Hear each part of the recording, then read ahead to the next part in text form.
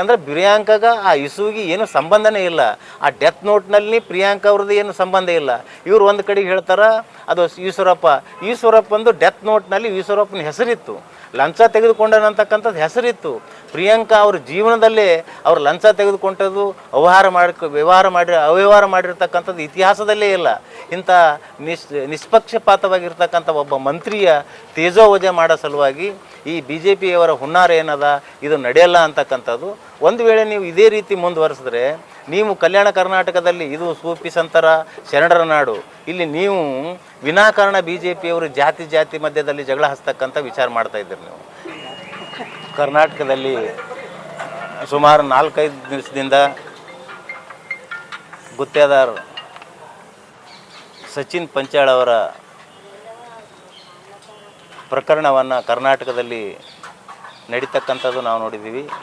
ಆ ಹಿನ್ನೆಲೆಯಲ್ಲಿ ಇಂದು ದಲಿತ ಸಂಘರ್ಷ ಸಮಿತಿಯಿಂದ ಒಂದು ಪತ್ರಿಕಾಗೋಷ್ಠಿಯನ್ನು ಮಾಡಿ ಸಚಿನ್ ಪಂಚಾಳ್ ಅವರ ಆತ್ಮಕ್ಕೆ ಶಾಂತಿ ಸಿಗಲಿ, ಅವರ ಕುಟುಂಬಕ್ಕೆ ಸಾಂತ್ವನ ಆಗಲಿ ಅನ್ನೋ ಕಾರಣಕ್ಕಾಗಿ ಮಾತನ್ನು ಹೇಳ್ತಾ ಇಂದು ಗುಲ್ಬರ್ಗ ಜಿಲ್ಲೆಯಲ್ಲಿ ಅಲ್ಲ ಕರ್ನಾಟಕದಲ್ಲಿ ಈ ಇಸುವನ್ನು ಏನು ಪ್ರಿಯಾಂಕ್ ಖರ್ಗೆ ಅವರ ಕಡೆ ಬಿ ಜೆ ಪಿಯವರು ತಿರುಗಿ ವಿನಾಕಾರಣ ತೊಂದರೆ ಕೊಡ್ತಕ್ಕಂಥದ್ದನ್ನು ದಲಿತ ಸಂಘರ್ಷ ಸಮಿತಿಯವರು ಉಗ್ರವಾಗಿ ಖಂಡಿಸ್ತಾ, ಕಾರಣ ಏನು ಅಂತಂತಂದ್ರೆ ಕರ್ನಾಟಕದಲ್ಲಿ ಅದು ವಿಶೇಷವಾಗಿ ಕಲ್ಯಾಣ ಕರ್ನಾಟಕ ಭಾಗದಲ್ಲಿ ದಲಿತೇತರರು ಯಾರಾದರೂ ಆತ್ಮಹತ್ಯೆ ಮಾಡಿಕೊಂಡ್ರೆ ಅದನ್ನು ಬಿ ಜೆ ಪಿಯವರು ನೇರವಾಗಿ ಪ್ರಿಯಾಂಕರವ್ರನ್ನೇ ಹೊಣೆ ಮಾಡ್ತಕ್ಕಂಥದ್ದು ಒಂದು ಫ್ಯಾಷನ್ ಆಗಿಬಿಟ್ಟದ. ಯಾಕಂತಂದ್ರೆ ಒಬ್ಬ ಸಚಿನ್ ಅವರು ಅವರ ಏನೋ ವೈಯಕ್ತಿಕ ವ್ಯವಹಾರ ಸಲುವಾಗಿ ಅವ್ರದವರು ನಡೆದಿರ್ತಕ್ಕಂಥದ್ದು, ಮತ್ತು ರಾಜು ಕಪನೂರವರು ಕಾಂಗ್ರೆಸ್ನಲ್ಲಿರ್ತಕ್ಕಂಥದ್ದು, ಈ ಹಿಂದೆ ಬಿ ಜೆ ಪಿದಲ್ಲರೂ ಕೂಡ ಇದ್ದರು. ಅವರು ಯಾವುದೇ ರಾಜಕಾರಣಿ ಮನೆಗೆ ಹೋಗೋದು, ಮಾತಾಡೋದು, ಯಾವುದೇ ಸಮಸ್ಯೆಗಳ ಪರಿಹಾರ ಕೇಳ್ತಕ್ಕಂಥದ್ದು ಪ್ರತಿಯೊಬ್ಬ ನಾಗರಿಕನ ಕರ್ತವ್ಯ ಅದು. ಮತ್ತು ಮಂತ್ರಿಯಾಗಿರ್ತಕ್ಕಂಥವ್ರು ಯಾರೇ ಇರಲಿ ಅವ್ರಿಗೆ ಸ್ಪಂದಿಸ್ತಕ್ಕಂಥದ್ದು ಅವ್ರ ಕೆಲಸ. ಈಗ ಅವ್ರು ಬಲ್ಲಿ ಹೋದ ತಕ್ಷಣ ಅದು ಅವರೇ ಅದಕ್ಕೆ ನೇರವಾಗಿ ಹೊಣೆ ಅಂತಕ್ಕಂಥದ್ದು ಈ ಬಿ ಜೆ ಪಿಯವರು ಮಾಡ್ತಕ್ಕಂಥದ್ದು ಹುನ್ನಾರ ನಡೆದದು. ವಿಶೇಷವಾಗಿ ಭಾರತದಲ್ಲಿ ಒಂದು ಸುಮಾರು 15 ದಿವಸದಿಂದ ಪಾರ್ಲಿಮೆಂಟ್ನಲ್ಲಿ ಅಮಿತ್ ಶಾ ಅಂತಕ್ಕಂಥವರು ಅಂಬೇಡ್ಕರ್ ಅವರ ಬಗ್ಗೆ ಅವಹೇಳನ ಮಾಡಿರ್ತಕ್ಕಂಥ ವಿಚಾರವನ್ನು ತಗೊಂಡು ಇಡೀ ಭಾರತ ದೇಶದಲ್ಲಿ ದೊಡ್ಡ ಚಳುವಳಿಯನ್ನು ನಡೆದಿರ್ತಕ್ಕಂಥ ಪ್ರತಿ ರಾಜ್ಯದಲ್ಲಿ ಅಮಿತ್ ಶಾ ಅವರು ರಾಜೀನಾಮೆ ಕೊಡಬೇಕು ಮತ್ತು ಕ್ಷಮೆ ಕೇಳಬೇಕು ಅಂತಕ್ಕಂಥದ್ದು ಒತ್ತಾಯ ನಡೆದಿರ್ತದೆ. ಮತ್ತು ಅದರ ಜೊತೆಯಲ್ಲಿ ಬೆಳಗಾವಿ ನಡೆದಿರ್ತಕ್ಕಂಥ ಒಂದು ಅಧಿವೇಶನದಲ್ಲಿ ಒಬ್ಬ ಹೆಣ್ಮಗಳ ಬಗ್ಗೆ, ಒಬ್ಬ ಹೆಣ್ಣು ಮಂತ್ರಿ ಬಗ್ಗೆ ಸಿ ಟಿ ರವಿ ಅವರು ಅವಹೇಳನಕಾರಿಯಾಗಿ ಮಾತಾಡಿರ್ತಕ್ಕಂಥದ್ದು, ಅನೇಕ ವಿಚಾರಗಳನ್ನು, ಮತ್ತು ಯಡಿಯೂರಪ್ಪನವರ ಪೋಸ್ಕೋ ಕೇಸನ್ನು, ಇಂಥ ಹಲವಾರು ಕೇಸುಗಳು ಕರ್ನಾಟಕದಲ್ಲಿ ಭಾಳ ದೊಡ್ಡ ಪ್ರಮಾಣದಲ್ಲಿ ಸುದ್ದಿ ಮಾಡೋದ್ರ ಜೊತೆಗೆ ಅವರ ತಪ್ಪನ್ನು ಎತ್ತಿ ಹಿಡಿಯೋದ್ರ ಜೊತೆಗೆ ಇಡೀ ದೇಶದ ಮತ್ತು ಕರ್ನಾಟಕ ಜನತೆ ಚಳುವಳಿ ಮಾಡ್ತಕ್ಕಂಥದ್ದು ಸಹಿಸಿಕೊಳ್ಳಾರದೆ ಏನಾದರೂ ಒಂದು ಇಸು ಬೇಕು ಅಂತಕ್ಕಂಥ ಉದ್ದೇಶದಿಂದ ಸಚಿನ್ ಪಂಚಾಳ್ ಅವರ ಒಂದು ಆತ್ಮಹತ್ಯೆ ಅಥವಾ ಸ್ವತಃ ಹೋಗಿ ಒಂದು ಡೆತ್ ನೋಟ್ ಬರೆದು ಯಾರು ಕಪ್ನೂರವರ ನನಗೆ ಟಾರ್ಚರ್ ಕೊಟ್ಟರು ಅಂತಕ್ಕಂಥ ಮಾತು ಹೇಳಿದ ಹಿನ್ನೆಲೆಯಲ್ಲಿ, ಮತ್ತು ಆ ಕಪ್ನೂರವ್ರ ಸೋದರ ಸ್ವತಃನೇ ನಾವು 58 ಲಕ್ಷ ರೂಪಾಯಿ ಅವ್ರ ಅಕೌಂಟಿಗೆ ಹಾಕಿವಿ, ನಮ್ಮದು ಅವ್ರದ್ದು ಗುತ್ತೇದಾರಿಕೆ ವ್ಯವಹಾರ ಅದ, ನಾವು ದುಡ್ಡು ಕೇಳಕ್ಕೆ ಹೋದಾಗ ಅದು ಏನು ನಡೆದದು ಅದು ನಮ್ಗೆ ಗೊತ್ತಿಲ್ಲ ಅಂತಕ್ಕಂಥ ಹೇಳಿಕೆ ಕೂಡ ತಾವೆಲ್ಲರೂ ಕೇಳಿದಿರಿ.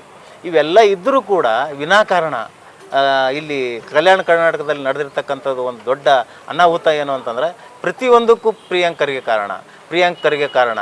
ಇವರು ರಾಜಕೀಯ ಮಾಡಲಿಕ್ಕೆ ಏನಾದರೂ ಇವ್ರ ಹತ್ರ ಏನೂ ವಾಸ್ತವ ಸತ್ಯನೇ ಇಲ್ಲ.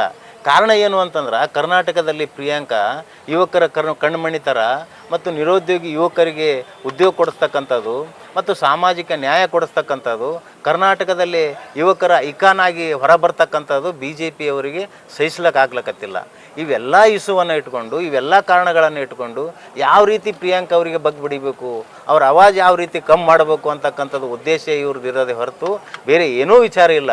ಯಾಕಂದರೆ ಪ್ರಿಯಾಂಕಾಗ ಆ ಇಸುವಿಗೆ ಏನೂ ಸಂಬಂಧನೇ ಇಲ್ಲ. ಆ ಡೆತ್ ನೋಟ್ನಲ್ಲಿ ಪ್ರಿಯಾಂಕಾ ಅವ್ರದ್ದು ಏನು ಸಂಬಂಧ ಇಲ್ಲ. ಇವ್ರು ಒಂದು ಕಡೆಗೆ ಹೇಳ್ತಾರೆ ಅದು ಈಶ್ವರಪ್ಪಂದು ಡೆತ್ ನೋಟ್ನಲ್ಲಿ ಈಶ್ವರಪ್ಪನ ಹೆಸರು ಹೆಸರಿತ್ತು. ಲಂಚ ತೆಗೆದುಕೊಂಡನಂತಕ್ಕಂಥದ್ದು ಹೆಸರಿತ್ತು. ಪ್ರಿಯಾಂಕಾ ಅವ್ರ ಜೀವನದಲ್ಲೇ ಅವ್ರು ಲಂಚ ತೆಗೆದುಕೊಂಡದ್ದು ಅವ್ಯವಹಾರ ಮಾಡಿರ್ತಕ್ಕಂಥದ್ದು ಇತಿಹಾಸದಲ್ಲೇ ಇಲ್ಲ. ಇಂಥ ನಿಷ್ಪಕ್ಷಪಾತವಾಗಿರ್ತಕ್ಕಂಥ ಒಬ್ಬ ಮಂತ್ರಿಯ ತೇಜೋವಜೆ ಮಾಡೋ ಸಲುವಾಗಿ ಈ ಬಿ ಜೆ ಪಿಯವರ ಹುನ್ನಾರ ಏನದ ಇದು ನಡೆಯಲ್ಲ ಅಂತಕ್ಕಂಥದ್ದು. ಒಂದು ವೇಳೆ ನೀವು ಇದೇ ರೀತಿ ಮುಂದುವರೆಸಿದ್ರೆ ನೀವು ಕಲ್ಯಾಣ ಕರ್ನಾಟಕದಲ್ಲಿ ಇದು ಸೂಫಿ ಸಂತರ ಶರಣರ ನಾಡು, ಇಲ್ಲಿ ನೀವು ವಿನಾಕಾರಣ ಬಿ ಜೆ ಪಿಯವರು ಜಾತಿ ಮಧ್ಯದಲ್ಲಿ ಜಗಳ ಹಚ್ಚತಕ್ಕಂಥ ವಿಚಾರ ಮಾಡ್ತಾ ಇದ್ದೀರಿ. ನೀವು ಯಾರೇ ದಲಿತೇತರರು ಆತ್ಮಹತ್ಯೆ ಮಾಡಿಕೊಂಡ್ರು ಅದು ಜಾತಿಗೆ ಸಂಬಂಧಪಟ್ಟಂಗೆ ನೀವು ಮಾತಾಡ್ತಕ್ಕಂಥದ್ದು ನಿಮ್ಮದು ನಡೆದದ. ಇದು ಮಾಡಬಾರ್ದು. ಯಾಕಂದ್ರೆ ಒಬ್ಬ ರಾಜಕೀಯ ಪಕ್ಷದವರಾಗಿ ನೀವು ಅಭಿವೃದ್ಧಿ ಬಗ್ಗೆ ನೀವು ಮಾತಾಡ್ರಿ. ಮತ್ತು ಚುನಾವಣೆ ಸಂದರ್ಭದಲ್ಲಿ ನೀವು ವಿರೋಧ ವ್ಯಕ್ತಪಡಿಸಿರಿ, ನಾವು ಬೇಡನಲ್ಲ. ನೀವು ವಿನಾಕಾರಣ ತೊಂದರೆ ಕೊಡ್ತಕ್ಕಂಥದ್ದು ಇದು ಭಾಳ ದೊಡ್ಡ ತಪ್ಪನ್ನು ನೀವು ಮಾಡ್ತಾಯಿದ್ದೀರಿ. ಈ ತಪ್ಪನ್ನು ನೀವು ಪುನಃ ಮಾಡಿದ್ರೆ ಬಿ ಜೆ ಪಿದವ್ರ ವಿರುದ್ಧ ನಾವು ಚಳುವಳಿದವರು ಹೆಚ್ಚಿನ ಪ್ರಮಾಣದಲ್ಲಿ ಚಳುವಳಿಗಳನ್ನು ನಾವು ಹಾಕಿಕೊಳ್ಬೇಕಾಗ್ತದ ಅಂತಕ್ಕಂಥ ಮಾತನ್ನು ತಮ್ಮ ಮುಖಾಂತರ ನಾವು ಬಿ ಜೆ ಪಿಯವರಿಗೆ ಎಚ್ಚರಿಕೆಯನ್ನು ಕೊಡ್ತಾ ಇದ್ದೀವಿ. ಈಗ ರಾಜ್ಯಾದ್ಯಂತ ಹೋರಾಟ ಮಾಡಲಿಕ್ಕೆ ಸಿದ್ಧತೆ ಮಾಡ್ತಾ ಇದ್ದಾರೆ ಇಲ್ಲ, ಅವರು ರಾಜ್ಯಾದ್ಯಂತ ಮಾಡೋದು ಪ್ರಪಗೊಂಡ ಮಾಡೋದು. ಒಂದು ಸುಳ್ಳು 100 ಸಲ ಹೇಳಿದ್ರೆ ಅದು ಸತ್ಯ ಆಗ್ತದೆ ಅಂತಕ್ಕಂಥ ಹಿನ್ನೆಲೆಯಲ್ಲಿ ಅವರು ರಾಜ್ಯದಲ್ಲಿ ಮಾಡ್ತೀವಿ. ಯಾಕಂದ್ರೆ ಕೆಲಸ ಇಲ್ಲಾರ ಕುಂತಾರೆ ಅವರು ಅಪೋಸಿಷನ್ದಾಗಾರ, ಅವ್ರಿಗೆ ಏನೂ ಕೆಲಸ ಇಲ್ಲ.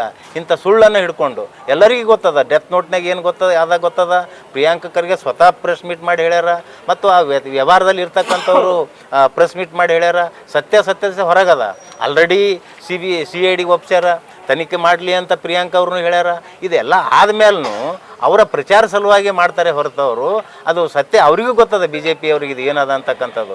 ಅವರು ಸುಮ್ಮ ಕುಂತದ್ರಿಂದ ಪಾರ್ಟಿ ಪ್ರಚಾರ ಆಗಲಿ ಅನ್ನೋ ಕಾರಣಕ್ಕಾಗಿ ಅವರು ಕಾರ್ಯಕ್ರಮ ರೂಪಿಸ್ತಾರೆ ಹೊರತು ಅವರು ಸತ್ಯಕ್ಕಾಗಿ ಹಿಂದೂ ಮಾಡಿಲ್ಲ, ಅವರು ಮುಂದೂ ಮಾಡಲ್ಲ. ಅವರು ಮಾಡ್ತಕ್ಕಂಥದ್ದು ಖಂಡನೀಯ ಅದ. ಅವರು ಎಷ್ಟು ಪ್ರಮಾಣದಾಗ ಮಾಡ್ತಾರೋ ನಾವು ಕೂಡ ಸತ್ಯವನ್ನು ಹೇಳಲಿಕ್ಕೆ ಅದೇ ಪ್ರಮಾಣದಲ್ಲಿ ಚಳುವಳಿ ಮಾಡ್ತೀವಿ ಅಂತಕ್ಕಂಥದ್ದು ತಮ್ಮ ಮುಖಾಂತರ ಹೇಳ್ತೀವಿ. ನನ್ನ ಹೆಸರು ಮರಿಯಪ್ಪ ಹಳ್ಳಿ, ದಲಿತ ಸಂಘರ್ಷ ಸಮಿತಿ ರಾಜ್ಯ ಸಂಘಟನಾ ಸಂಚಾಲಕರು.